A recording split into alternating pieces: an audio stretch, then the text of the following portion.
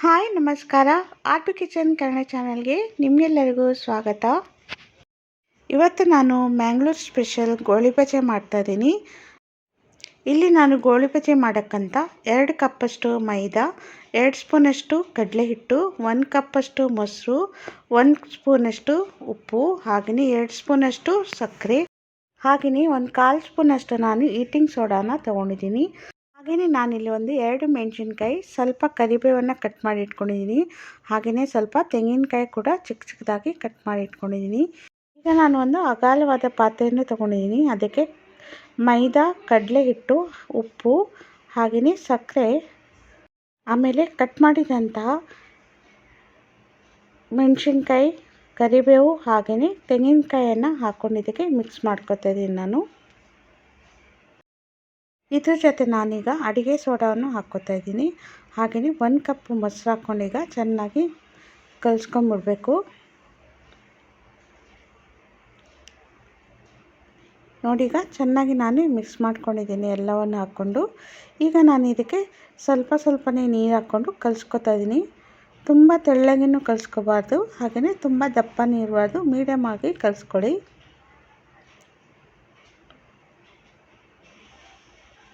ನೋಡಿ, ಈಗ ನಾನು ಹಿಟ್ಟನ್ನು ಕಲಿಸ್ಕೊಂಡು ಇಟ್ಕೊಂಡಿದ್ದೀನಿ. ಇದನ್ನು ಮುಚ್ಚಳ ಮುಚ್ಚಿ ಒಂದು 3 ಗಂಟೆ ಕಾಲ ಇದನ್ನು ನೆನೆಯೋಕ್ಕೆ ಬಿಡಬೇಕು.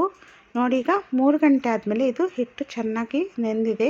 ಈಗ ಪುನಃ ಸ್ವಲ್ಪ ಇದನ್ನು ಕಲಿಸ್ಕೊಂಡ್ಬಿಡ್ಬೇಕು ಚೆನ್ನಾಗಿ.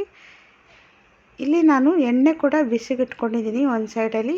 ಎಣ್ಣೆ ಚೆನ್ನಾಗಿ ಬಿಸಿ ಆದಮೇಲೆ ನಾನಿಲ್ಲಿ ಒಂದು ಪಾತ್ರೆಯಲ್ಲಿ ನೀರನ್ನು ಕೂಡ ಇಟ್ಕೊಂಡಿದ್ದೀನಿ. ಈಗ ಕೈಯನ್ನು ನೀರಲ್ಲಿ ಅದ್ಬಿಟ್ಟು ಹಿಟ್ಟನ್ನು ಸೈಡಿಂದ ತೆಗೆದು ಈ ಥರ ಉಂಡೆ ಆಗಿ ಬಿಡಬೇಕು ಎಣ್ಣೆಗೆ. ಎಣ್ಣೆ ಚೆನ್ನಾಗಿ ಬಿಸಿ ಇರಬೇಕು, ಆವಾಗಲೇ ಗೋಳಿ ಬಜೆ ಈ ಥರ ಹಾಕಿದಾಗ ಮೇಲಕ್ಕೆ ಬರುತ್ತೆ. ನೋಡಿ, ಈಗ ಗೋಳಿ ಬಜೆ ಬಿಟ್ಟ ತಕ್ಷಣ ಅದು ಚೆನ್ನಾಗಿ ಮೇಲಕ್ಕೆ ಬರುತ್ತೆ. ಆವಾಗಲೇ ಎಣ್ಣೆ ಚೆನ್ನಾಗಿ ಬಿಸಿಯಾಗಿದೆ ಅಂತ ಅರ್ಥ. ನೋಡಿ, ಈಗ ಎಲ್ಲ ಗೋಳಿ ಬಜೆಯನ್ನು ಈ ಥರ ಬಿಟ್ಬಿಟ್ಟು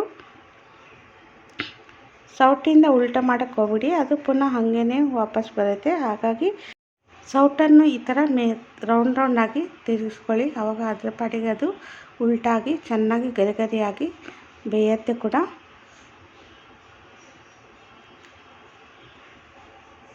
ನೋಡೀಗ ಗೋಳಿ ಬಜೆ ಚೆನ್ನಾಗಿ ಕಾಯ್ತಾ ಇದೆ. ಗ್ಯಾಸನ್ನು ಮೀಡಿಯಮ್ ಇಟ್ಕೊಳ್ಳಿ, ಇಲ್ಲಾಂದರೆ ಒಳಗಡೆ ಚೆನ್ನಾಗಿ ಬೆಂದಿರಲ್ಲ, ಹೊರಗಡೆ ಮಾತ್ರ ಅದು ಗರಿ ಆಗಿರುತ್ತೆ. ಹಾಗಾಗಿ ಸ್ವಲ್ಪ ಮೀಡಿಯಮ್ ಇಟ್ಕೊಂಡು ಈಗ ಬೇಯಿಸ್ಕೊಳ್ಳಿ ಚೆನ್ನಾಗಿ. ನೋಡಿ ಫ್ರೆಂಡ್ಸ್, ಈಗ ಚೆನ್ನಾಗಿ ಗರಿಯಾಗಿ ಬೆಂದಿದೆ ಕೂಡ ಗೋಳಿ ಬಜೆ. ಈಗ ಇದನ್ನು ತೆಗಿತಾ ಇದ್ದೀನಿ ನಾನು. ಪುನಃ ನಾವು ಗೋಳಿ ಬಜೆಯನ್ನು ಬಿಟ್ಕೊತಾ ಇದ್ದೀನಿ. ಹಿಟ್ಟನ್ನು ಸ್ವಲ್ಪನೇ ಬಿಟ್ಕೊಳ್ಳಿ, ತುಂಬ ಬಿಟ್ಕೊಬೇಡಿ.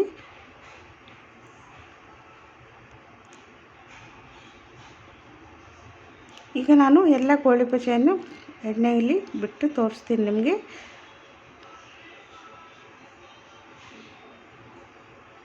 ಇದು ತುಂಬಾ ಚೆನ್ನಾಗಿರುತ್ತೆ ಫ್ರೆಂಡ್ಸ್. ಇದು ಬೆಳಗಿನ ತಿಂಡಿಗೆ ಇಲ್ಲಾಂದರೆ ಸಾಯಂಕಾಲ ನಾಷ್ಟಕ್ಕೆ ಕೂಡ ನೀವು ಮಾಡ್ಕೋಬೋದು. ತುಂಬಾ ಚೆನ್ನಾಗಿರುತ್ತೆ ರುಚಿ, ಹಾಗೆಯೇ ಬೇಗ ಕೂಡ ಮಾಡ್ಕೋಬೋದು ನಾವು.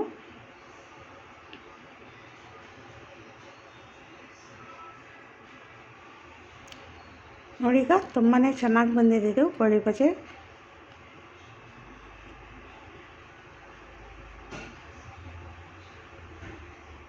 ನೋಡಿ ಫ್ರೆಂಡ್ಸ್, ಬಿಸಿ ಬಿಸಿಯಾದ ಮ್ಯಾಂಗ್ಳೂರ್ ಸ್ಟೈಲ್ನ ಗೋಳಿ ಬಜೆ ರೆಡಿಯಾಗಿದೆ. ಇದು ಚಟ್ನಿ ಜೊತೆ ಅಂತೂ ಸೂಪರ್ ಆಗಿರುತ್ತೆ. ನೋಡಿ ಫ್ರೆಂಡ್ಸ್, ಬಿಸಿ ಬಿಸಿಯಾದ ಗೋಳಿ ಬಜೆ ಆಮೇಲೆ ಚಟ್ನಿ ರೆಡಿಯಾಗಿದೆ. ನೀವು ಮನೆಯಲ್ಲಿ ಟ್ರೈ ಮಾಡಿ ಹೇಗೆ ಬಂತು ಅಂತ ಕಮೆಂಟ್ಸ್ ಮೂಲಕ ತಿಳಿಸಿ. ಹಾಗೆಯೇ ಈ ವಿಡಿಯೋ ನಿಮಗೆ ಇಷ್ಟ ಆದಲ್ಲಿ ಲೈಕ್ ಮಾಡಿ, ಶೇರ್ ಮಾಡಿ, ಹಾಗೆಯೇ ಸಬ್ಸ್ಕ್ರೈಬ್ ಮಾಡೋದನ್ನು ಮರಿಬೇಡಿ. ಇನ್ನೊಂದು ಹೊಸ ವಿಡಿಯೋದೊಂದಿಗೆ ಸಿಗ್ತೀನಿ. ಟೇಕ್ ಕೇರ್, ಬಾಯ್ ಬಾಯ್.